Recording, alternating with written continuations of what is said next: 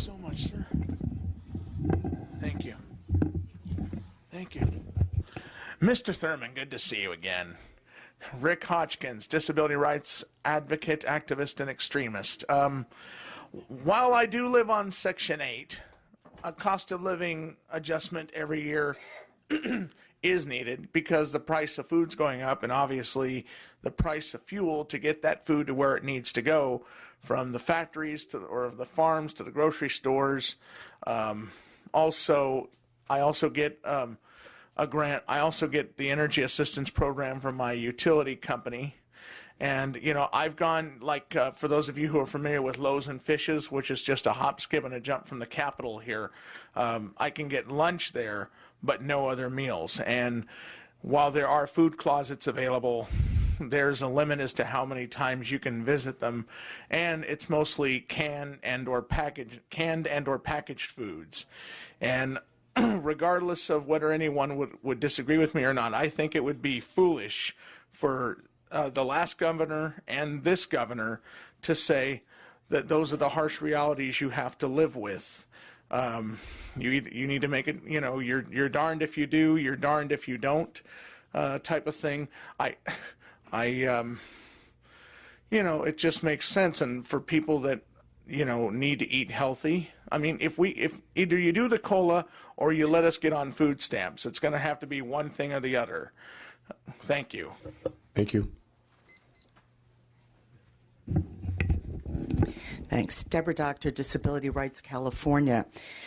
It should never be the public policy of the Golden State that people should live in poverty. The people in this room should have the same food assurance that Sutter, the first dog, has. There is no special line at the gas station that says, people on SSI over here, we've got cheaper gas. There's no special line at Safeway saying these groceries are cheaper for you. The folks who have had their IHSS cut, their Medi-Cal services cut, their income cut, should be benefiting from the windfalls and the revenue that's coming in. They have suffered enough. It is time to give them what they deserve. Thank you. Thank you. My name is Nadine Dixon, and I am an SSI recipient for 18 years. During that 18 years, I have continued my education despite both physical and mental disabilities. I am now homeless. I have a master's degree that I earned while living on SSI, that I am not able to find work, could not pay rent, and am now sleeping in a shelter. I'm ashamed of our government. I'm totally distressed that any human being would think twice about what is a priority when it comes to people being able to sleep somewhere safe and have something to eat. What's the question? It's very clear. The COLA should be reinstated. The cost of living adjustment does not only apply to those who have, you know, big bucks. Those of us who are playing with pennies and trying to get by deserve the COLAs that have been taken away from us. Thank you. Thank you. I'm going to ask, if you're willing, if Mr. McGraw from my office can work with you on any resources that might be available to assist you. Thank you so much for your testimony. Good afternoon, committee members. My name is Barbara Coleman, and also I'm going to eradicate what Ms. Camille had to say. I, too, live in San Francisco. I live on $429 a month. I have to pay over half of that for rent.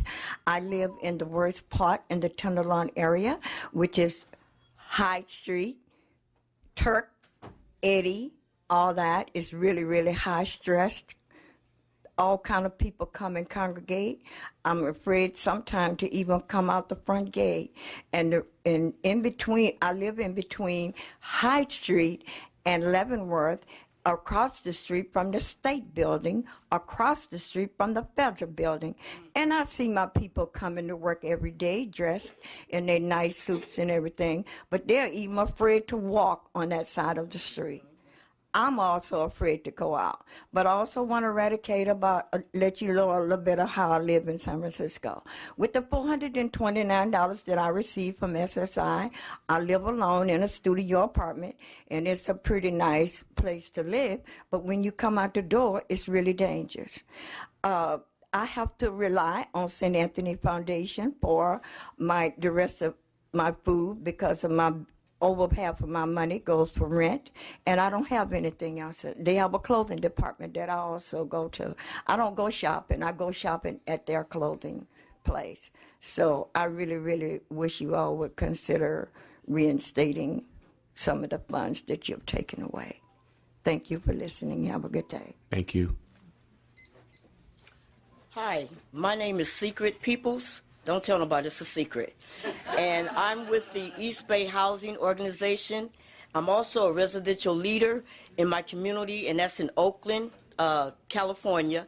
I'm a 60-year-old black, beautiful queen, and I have a problem with them. They're taking $100 out of my money, and I can't buy, not even before the end of the month. The only thing I have to work with is $43.46.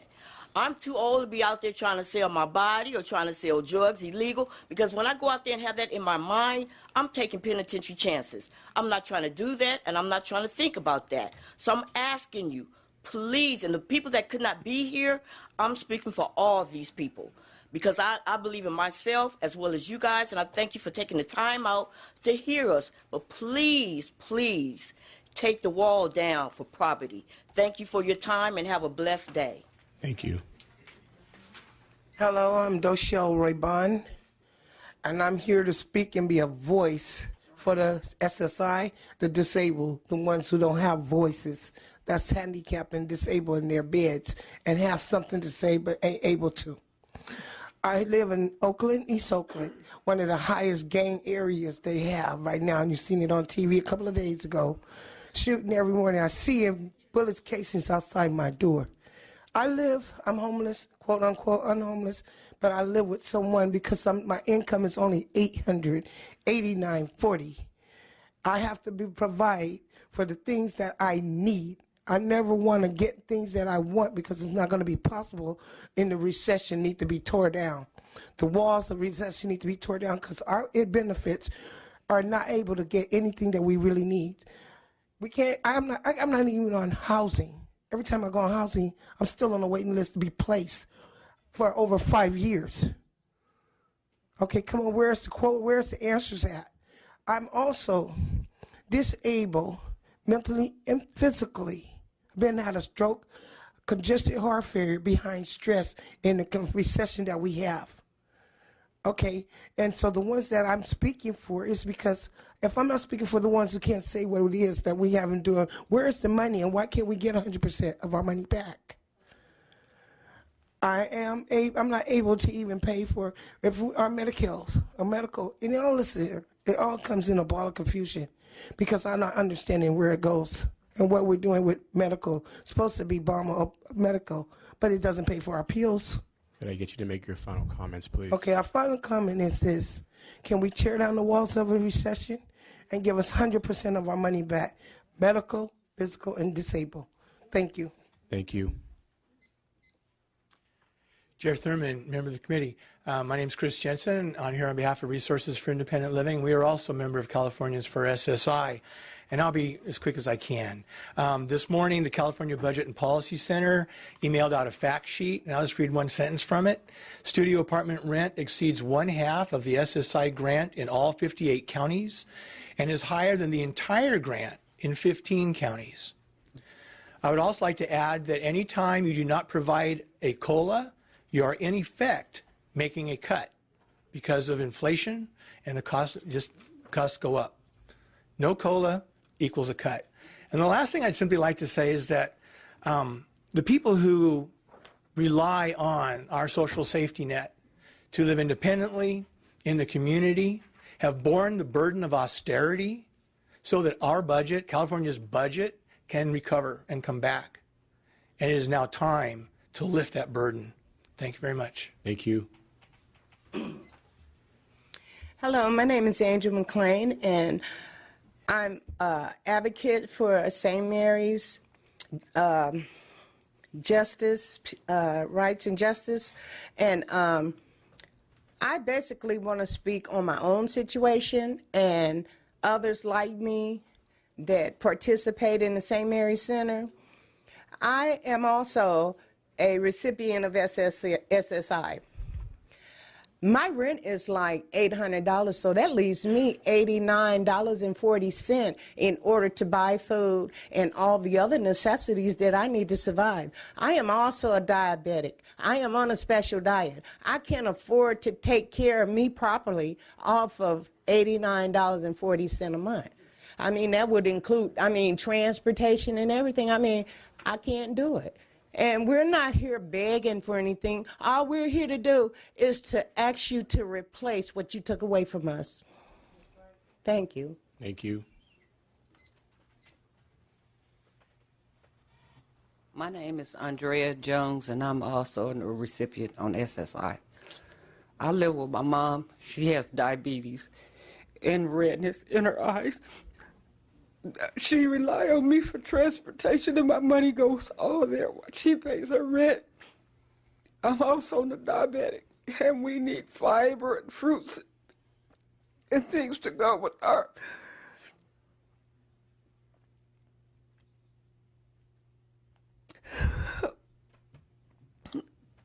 for our diabetes. She's 81 years old. You know how they are. They don't like people coming into their home, you know. So she relies on me, and I'm the only one that's available for her. She spends all her money on rent, and mine go into our vehicle for family transportation. And I just want to ask for you to please help us. Thank you. Thank you.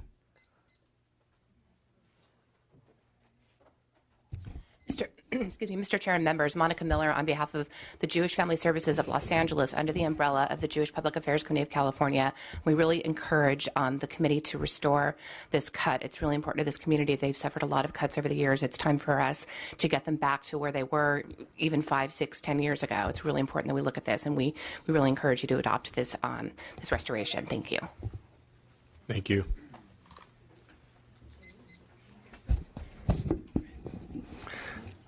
Hello, my name is Stephen Kessler. I'm a resident of Berkeley. 7 years ago, just over 7 years ago, picking my daughter up to go out and celebrate her birthday, we were rear-ended and in Richmond, and I'm lucky to be alive, and so I appreciate that. And I became a member of, a recipient of Social Security, and with a small amount of SSP. And Medi-Cal and Medicare. I happened to be fortunate. I had a friend who, while he was dying of cancer, did one last legal effort for me and helped me get it. Most people don't have those kinds of privileges, and I'm very conscious of having privileges of what people in my generation used to call white skin privilege.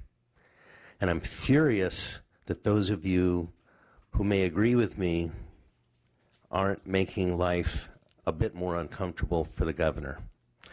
I don't want to hear that we don't have the money here in the resources. When Arnold Schwarzenegger was governor, the Democratic legislature could go along with single-payer health care. Now, Jerry Brown's not hearing about it.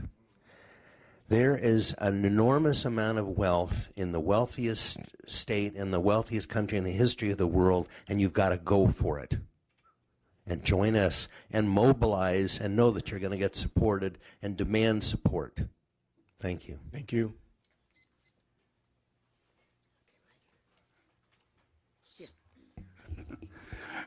Mr. Chair, Jeff Tom, President of the California Council of the Blind, the largest organization of persons who are blind or who have low vision. You've heard the statistics. More importantly, you know and have heard the stories. It will take a true effort of political will on your part and that of the entire legislature to end the cuts in SSI benefits that have occurred over the last few years. We will work with you, we in the Californians for SSI Coalition, an organization that has already more than 200 members. We will work with you, but it is up to you to make sure that the ball goes down the court. Thank you very much on behalf of all who have SSI benefits. Thank you, Mr. Tom, and for your work here previously at Ledge Council. Thank you, sir. Hi, I'm Skylar McNulty. I am from St. Anthony Foundation. I'm not a recipient of SSI, but I work with a lot of people who are.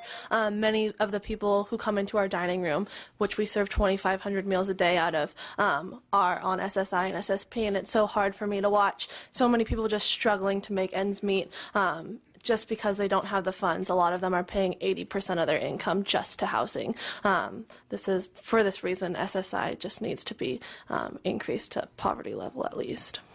Thank you. Thank you. Hi, my name is Colleen Rebecca, and I also work at St. Anthony Foundation in San Francisco. You've heard so much about us today. Please come down. We give lunch to anybody who's in line, so you're all welcome.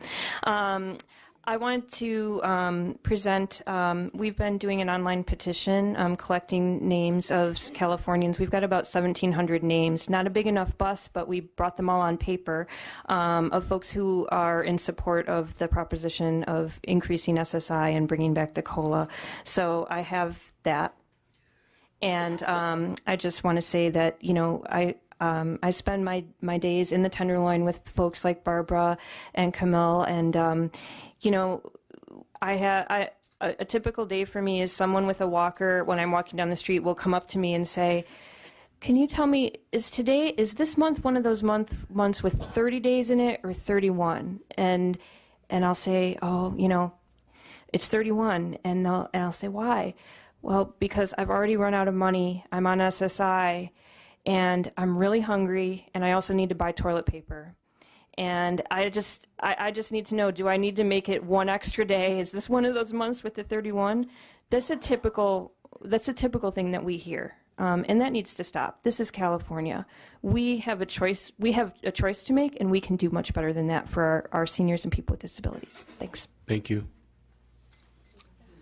Rebecca Gonzalez, National Association of Social Workers, California chapter, and also part of the SSI Coalition. I want to thank the committee for listening to the stories here today, and also it seems like you recognize the importance of this program. I know that the chair knows as a social worker, these are really common stories that are heard all the time, and there are a lot of people suffering, so I just want to urge the restoration of this program. Thank you. Thank you, Ms. Gonzalez. My name is Ana B. Gutierrez, and I worked 25 years, 3 jobs, low income, to make ends meet. And then I became disabled, and someone took me to get Social Security. While I'm grateful, it is a fact that for the last 4 years, we didn't get a raise. I think it needs to stop. The way other nations look at other nations is how you treat your disabled, your children, and your people that are in need. This is not right. It's time for change. It's time for the change to take better care of the people, especially your needy people. We need those changes back to where the raises come up, because everything, the prices get raised, from grain to vegetable to water, you name it. But the check is not changing. It's time to do the changes. You have the power. You do the work. That's why we choose you to do the work. Thank you. Thank you. Thanks. My name is Kristen Astor, and I'm with the Hunger Advocacy Network in San Diego. We're also part of the statewide coalition. In America, we believe that if we work hard and we play by the rules, that we will succeed. But we're also a compassionate nation, believing that members of our community, many who did work hard their entire lives, who need a helping hand should get it and live in dignity. And one way we do that is via the program you're hearing about today, SSI. However, as you heard today, this investment in our communities has been falling behind for years. And this does have a clear economic cost, increasing demand on private assistance, driving up expensive trips to the emergency room, and lowering economic activity. It also has a dire human cost, forcing the 84,827 SSI recipients in San Diego County to regularly choose between paying for food and housing, between food and medicine. Forcing seniors and people with disabilities in our state to make these unconscionable choices while also stifling economic activity is not just unwise economic and social policy, but is not in line with our values. So please reinvest in SSI in this year's budget and make sure that no one is living in poverty. Thanks. Thank you.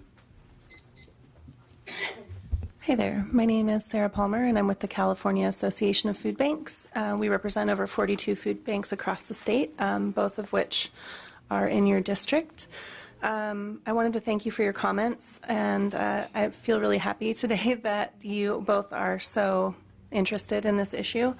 I don't think that I need to say very much more other than what people have said here today is what we hear in all of our lines, in all the food banks in the state of California. Over 33% of recipients in food bank lines are SSI recipients in many cases, and that needs to stop. Thank you. Thank you. Hi, my name is Becky, and I work for the SF Marin Food Bank, and I'm also here with my friends from the Coalition for SSI. Our food bank in San Francisco and Marin serves about 250 food pantries. And at those food pantries, we're seeing more and more that the majority of folks coming through those lines are seniors, and the majority of people are also in SSI. So clearly the amount that's being given to them right now isn't sufficient. People are scrambling to make ends meet piecemeal. So I really urge you all to really take to heart the stories from people that you've heard today, really personal, difficult stories, and to take action on this issue today. Thanks. Thank you. How you doing? Excuse me. My name is Fred Barnes, and I would just like to open by saying I've been across the country 5-6 times, and the people in California give more to the poor people than anywhere I've ever been. But to make a poor person choose what he has to do, whether he can buy his medicine, whether he can get to his doctor, those are choices that are real choices to people and affect their life dramatically. And when you're looking at the cuts, take the human toll into consideration, because for every action, there's a reaction. Thank you. Thank you.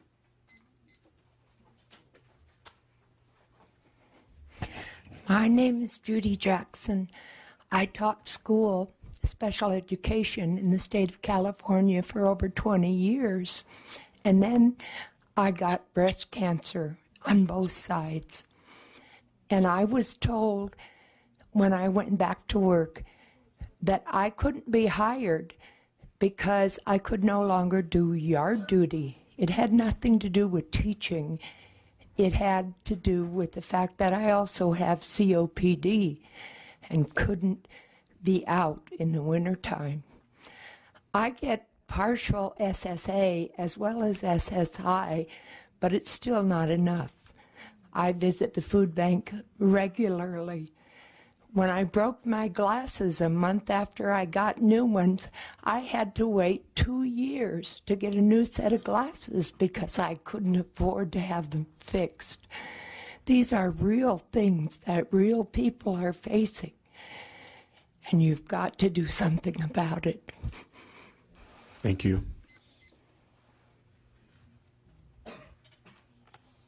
Hi, Mr. Thurman. My name is Jennifer Galbraith, and I'm a resident of Berkeley, California. And I have been since July of '06, except for 6 months that I lived in Sacramento, because I thought it would be cheaper and more manageable. And I found myself without housing because of housing discrimination. And I have been fortunate enough to have encountered the people at Loaves and Fishes, and there's lots of great people here. But if you're on a fixed income, it's impossible to even live anywhere now unless you get subsidized housing. And I moved here to California in January of '06 as a disabled single mother. I had problems accessing my HUD and moved from another state where I was already victimized by Social Security fraud and misappropriation of my income. So I was lucky enough to at least have the SSI and then my daughter's welfare at the time. My entire check went to rent in Berkeley when I finally was able to find a place. And it wasn't a habitable place. I didn't know that at the time, and my health began to suffer even more. And my daughter's income went for food and other expenses that she needed as a child. Now she's grown and it's just me. And I have some real problems with the Social Security office in Berkeley. They've started deducting monies from my direct deposit without an explanation. I do have somebody that's willing to work with me about it, but I'm on the verge of being homeless. I have a roommate. I can't pay even half of the portion of the bills now because of deductions that were made, and now just sudden arbitrary things that I'm trying to get some answers about now. But my health has suffered because I can't afford to eat right. If it wasn't for the churches, it'd be a real tough time. And you know, I've applied for the Department of Vocational Rehabilitation Services. I registered with Center for Independent Living. I'm trying to go back to school and work, but if I end up homeless, that's going to be impossible because my health will suffer. And, you know, I'm lucky because I can walk and talk. I don't have severe mental health problems. I have physical disabilities that you can't see.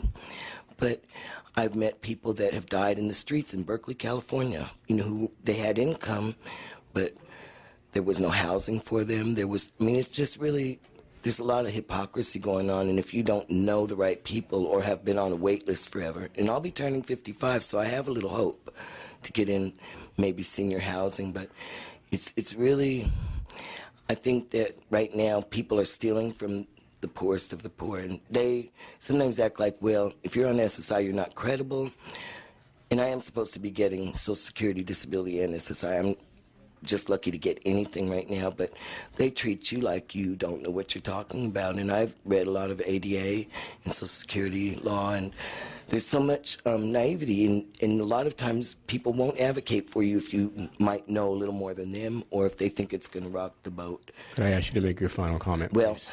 I think that it's a sin that people can't get CalFresh or whatever you call it. It's a sin that you had cuts to people's medical things. Like a lot of people would rather rely on alternative medicine like acupuncture and those things to keep healthy instead of having to get sicker and sicker and end up in the ER. Cause, I have to ask you to conclude, please. Well, I'd like some help, and I'd like to also, while I'm asking for help, see what I can do to help. Thank you.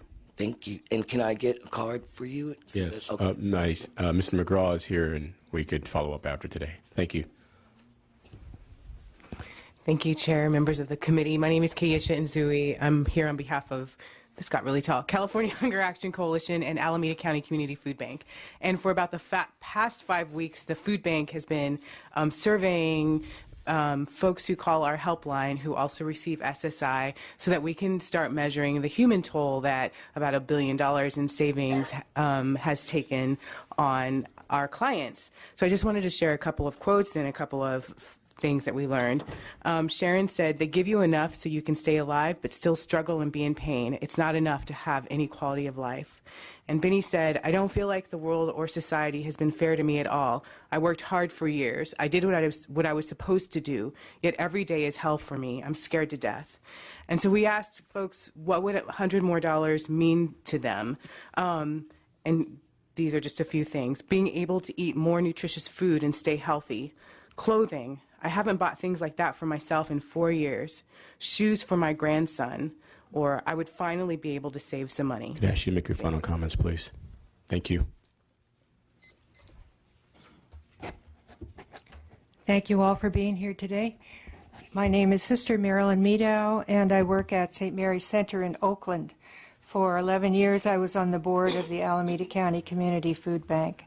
And all I can say is, you know the numbers, you've heard the stories today, and what we're asking is a restoration of SSI cuts and COLA, as you know.